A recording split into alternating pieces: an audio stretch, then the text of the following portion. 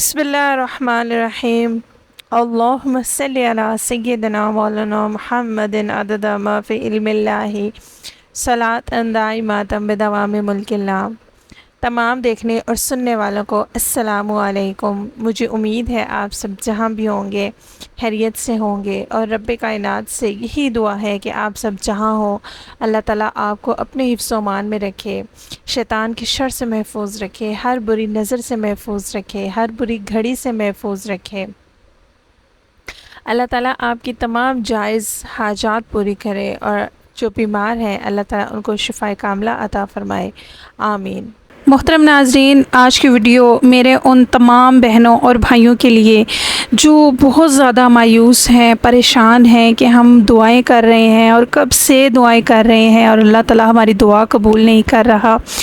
آج انشاءاللہ آپ کو ایک ایسا اسم اعظم بتاؤں گی جس کو اگر آپ پڑھ کے دعا کریں گے تو انشاءاللہ آپ کی جو بھی حاجت ہے، جو بھی دعا ہے وہ ضرور قبول ہوگی، ٹھیک ہے۔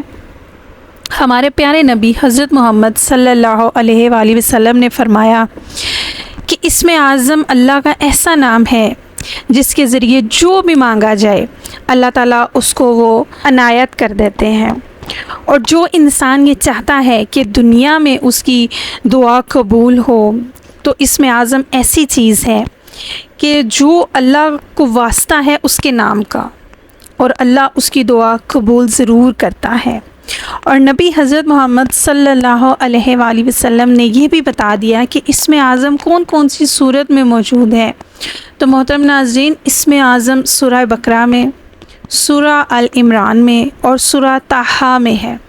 تو جو بندہ اسم اعظم کا وظیفہ کرنا چاہتا ہے تو وہ اس طرح سے دعا کرے کہ پڑھے بسم اللہ الرحمن الرحیم الف لام میم اللہ لا الہ الا هو الحی القیوم یا واحد یا ذا الجلال والاکرام۔ تو جو کوئی اسم اعظم کو 313 مرتبہ پڑھ کے اللہ تعالیٰ سے دعا کرے گا، انشاءاللہ اللہ تعالیٰ اس کی بڑی سے بڑی اور چھوٹی سے چھوٹی دعا کو قبول کرے گا اور اس کی مشکلات آسان کرے گا۔